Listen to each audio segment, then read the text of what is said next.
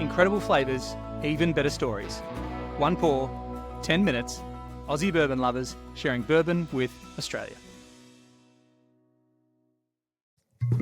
Oh, that was more of a hit the mic with a bottle than a pop, Dave. Oh, righto. Thank you very much. What are we drinking? Well, thanks for asking. Tonight we've got a Penelope barrel strength. It's the one with the red label. Do you know, the Penelope bottles make such a nice lineup. There's such a good display. They're tall and thin and pretty, and then every label's a different colour, so you kind of can't get confused as to which one you're drinking. 115.2 proof barrel strength. So it's not a single barrel, it's barrel strength. So it's like a batch Yep.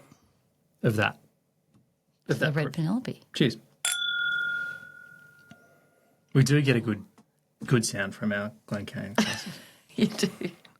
Righto, H. We've once before spoken about Penelope, and I kind of went with a broad brush that probably wasn't fair about all Penelope expressions, Yeah. which I don't stand by, actually, No. because I really didn't have a good understanding of all the Penelope expressions. But tell me what we know about Penelope. It's delicious. It was named after the people who made it, named it after their daughter, which I think is so cool. Yep. That, like, yeah, it makes me a little bit jealous we didn't start a bourbon label and name it after our kid. It'd be such a good act of parenthood. Yeah. But they are sourced, so, or they originally were, they still No, sourced? still are, yep, yep. Sourced, yeah. So they're sourced, which like, I think gives it a great edge in the sense that they, you know, obviously you don't have that same story of like generational and everything that a lot of bourbons have. But I think the fact that they've kind of flipped that story and gone the other way, like they've named it after their daughter, so it's kind of the future, but they're mixing good bourbons together so they can be really fussy and picky with what flavours and tastes and expressions they get, which I think is really fascinating. Great. This is a 4 to 6 year old and it's 4 grains.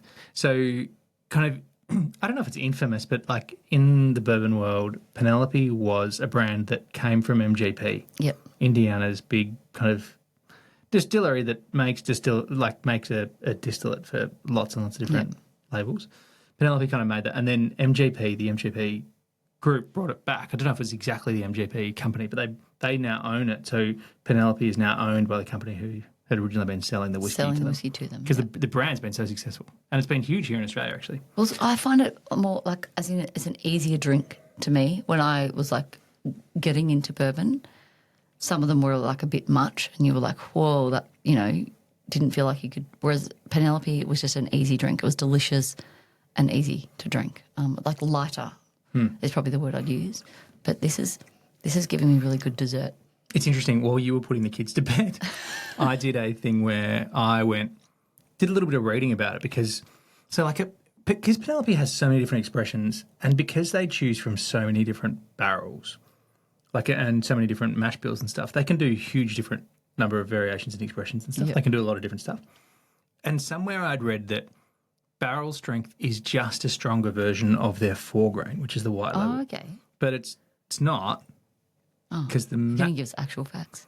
the mash bill is actually a bit different. It's not exactly the same. It still has 4 grains, but the barrel strength bourbon has 82% corn, 8% wheat, 7% rye, and 3% malted barley. And that mash bill percentage, like the ranges and stuff, are actually different in that 4 grain, the white label one. Yeah. Which I think of as the entry level one, which we have spoken about in the past. Yeah. This one is more, and I'm not, What's the there's corn? some podcasters who call it a proof whore, but I'm not a proof whore, but I do like more kind of You like a stronger, hot, a little bit, high something proof. more Does it punchy. say how much corn is in this one? 82% corn, yeah. 82. Oh, there we go. Because Yeah. I do like the ones with more corn for whatever reason that Yeah. I've come to learn. Yeah, well, it's the sweetness, isn't it, that you kind of get from that. It's like a bit more syrupy. So while I'm just sitting here spilling out facts from memory that I can try and remember, you've done your research. Putting the kids to and bed. You've been doing the worthy I'm just thing. winging it, and you're just like, I actually And I know was the like- facts tonight. Because otherwise, what would happen is this would be a very dry podcast, and you and I would be both sitting I here had some good information. knowing. Stuff. No, I know we both know I a didn't little do any bit. but research. That I'm was trying to just bring some pure knowledge to the good knowledge, Australians pure who love knowledge. it. Oh, come on. Anyway, Thank you for doing your research. Because if I don't have anything to say, I need someone who's done their research. but there's this question that's coming up kind of more recently, right? So the bourbon bubble is bust, and there's people saying that the big producers and stuff are in trouble because they can't, move enough stock and stuff like that. And MGP is one of these ones who've kind of come back and said that their returns, what they're able to, the kind of the reporting on how much they're selling is coming down. But one of the great things I think about, in particular, Penelope, is that it has so many expressions, and some that are really kind of controversial. Some people really don't like some of their expressions, but they have something for everyone. Range. Yeah, that's what I was going to say. They've got something sort of for everyone and every flavour. This one particularly, I'd say. Halfway through a sentence, you're drinking now. This is interesting. You used to just stop. I was just checking that it was the one that I was going to say because it smelt like it, and then I was like, oh, I better check it. But it's very desserty to me. I was just double checking because I was like, I'm about to say desserty. If this is the smoky one, then I'll have to correct myself. But no, it's the desserty one. It's desserty? Yeah. Yep. I'm getting a little bit like burnt, like creme brulee or like something with a burnt top, like a. I was going to say like a burnt pineapple dessert or something. I don't even know what that. I don't know if I've had a burnt pineapple dessert, but it's always like that caramelisation. But it's that caramel top. I'm going to stick with creme brulee. I actually don't think it's too different to the Penelope White Label. I like it because it's bigger, full of flavour. Yep. And the mouth feels better as well. Yeah. It's got that. Are these easily available in Australia, Penelope? But the Penelope you can get in Australia. You've got to find them. It's not like you're going to walk into a local bottle shop and find it. You've got to go online. But the Penelope expressions are readily available. Yeah, they get. Yeah, and they've got quite a few now, which I love. Yep. Absolutely. Pick your favourite Penelope, and then you can kind of follow your bourbon trail from there. 100%.